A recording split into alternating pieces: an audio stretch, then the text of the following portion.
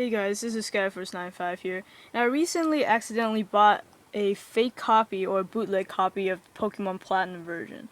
Now, this is a used copy, but what I noticed first was the fact that it has this weird scratch on the front cover right underneath, or on top, whichever you want to say it, of the Pokemon logo. And if you look closely, it's not just an accidental scratch, it actually outlines Giratina's, I don't know exactly what to call it, say those weird, the black thing that shoots out.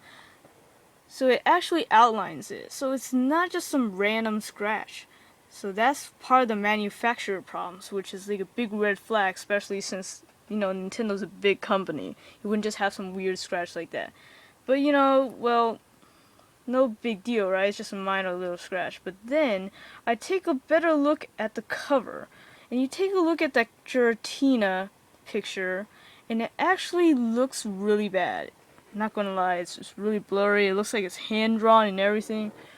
Though the only thing that really almost bought me was the fact that it was shiny. I didn't really think that fake ones could actually pull off. It was really shiny, just like the real kind, but really, honestly, the picture of the Giratina is just awful. Now, moving on to the back, there's a huge problem with this picture here, up in the right corner, the battle scene of where you supposedly meet Giratina, but in fact, it isn't Giratina at all. It's some weird, I don't even know how to pronounce that. And then you take a look at the moves, there's some weird moves up there. Right there, I knew it was fake. But just for the purpose of this video, I'm going to show you some other signs of the fakes. Now, actually continuing to look at the back, you just take a look at the pictures of the players, the Pokemon, everything on the back. It just looks really darn terrible. Pictures are blurry, characters are no better, words are really thin, teeny tiny, looks like they're going to scratch off. Now opening it, you can see the inside. Now there's these new symbols I've never seen before of the GBA slot and the SD, or the DS slot, sorry. Now comparing that with my Diamond one, you can totally see the difference. Now I know Platinum was made afterwards, but no, Nintendo would never change something like that. And you just take a look, okay? So this is real, fake, real, fake. Now I know that's kind of minor, again, but then I noticed something else. If you remove the manual from the left side, you can see Nintendo has its imprint or copyright symbol right there, and on every single Nintendo symbol, there's always that little circle that represents the copyright, with the the R with the circle around it. Now for the real one, the Diamond one right here it has the R and the little circle. I don't know if you can see that. Here I have a picture of it right here. And now you compare that with the Platinum one. You can tell it's no circle, no little dent at all. Now still in the inner portion of the case, you see on the bottom there's the Nintendo DS logo. Now on the real one, the Diamond one right here, you cannot really see the dark outline which is shown right here on the Pokemon Platinum one. You can see there's a little dark kind of rectangle around the whole logo, and that just shows that's just bad printing right there. Now moving on to the manual, and you just take a look at this manual. First of all, I can tell you it's really thick, and another thing is just look at it, the thing's cut off. That's just clearly not made by Nintendo. If you don't know already, Nintendo is actually really good with their manuals. Now when you put the Pokemon Platinum manual beside the Pokemon Diamond manual, you can totally see how ugly the Pokemon Platinum manual is. And if you compare the Wi-Fi symbols at the top, well, maybe you can't tell, but basically on the top, the Pokemon Platinum one, the Wi-Fi symbol is darker, and plus the ink is kind of like smeared. Now that's just bad printing right there, so clearly not Nintendo.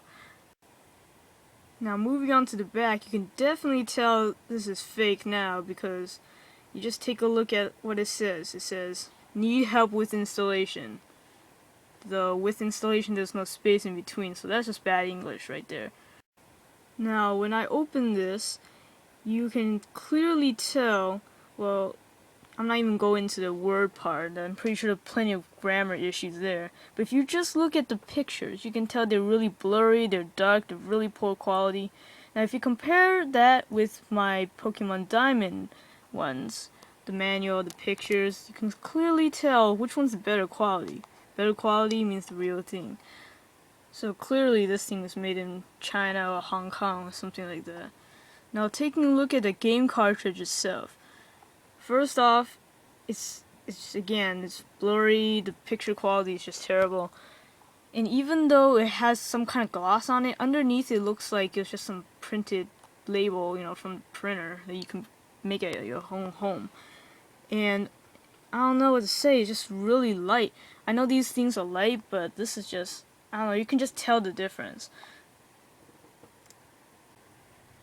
Another thing about the cartridge is that Nintendo always puts its official seal on there.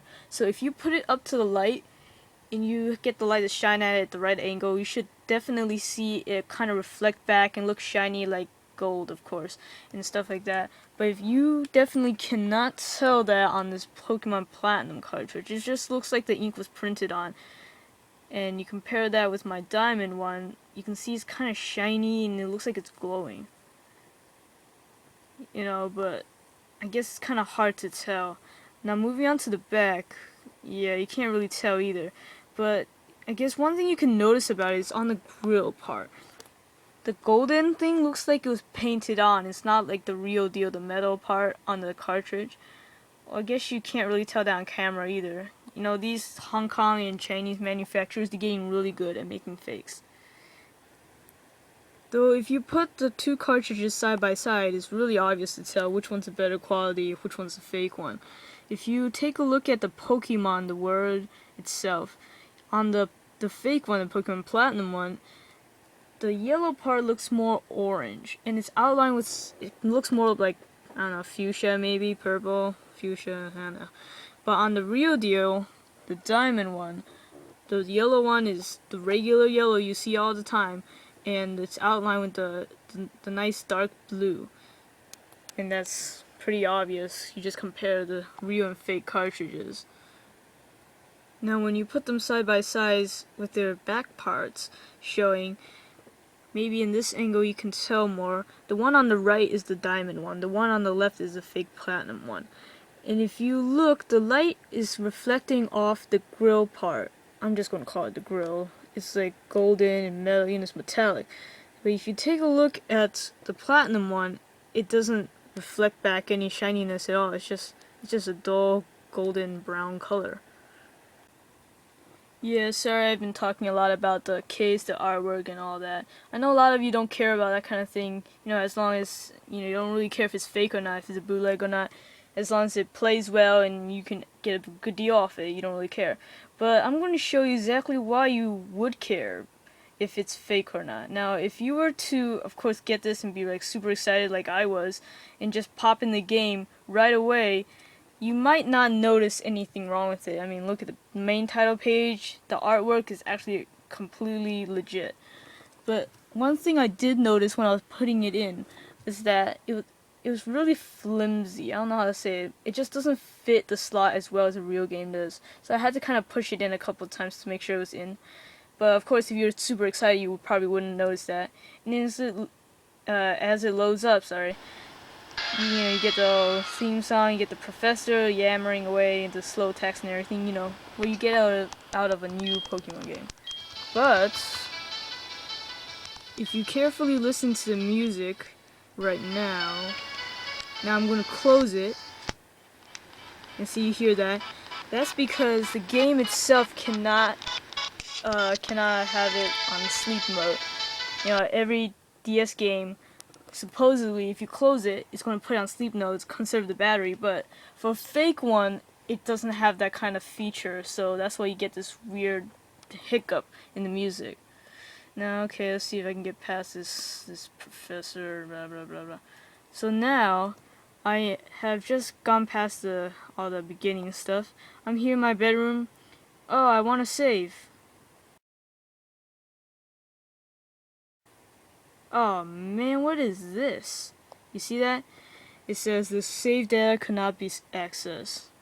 And that's usually how you know right away if it's a fake. You just can't save. Even if your game manages to save somehow, if you go to the Pokemon Center, you go to that DS wireless communications room, and then after that lady asks you to save, you'll get that same blue screen. The reason being is that the game cannot support any kind of wireless connection or Wi-Fi or anything like that because, it's fake, it's a bootleg, it's just a copy of the real game. It doesn't have that extra features that Nintendo puts in. So yep, that basically sums it all up. So yeah, I'm really disappointed. Needless to say, I'm going to return this thing as soon as I finish this video. So just a heads up so none of you guys make the same mistake.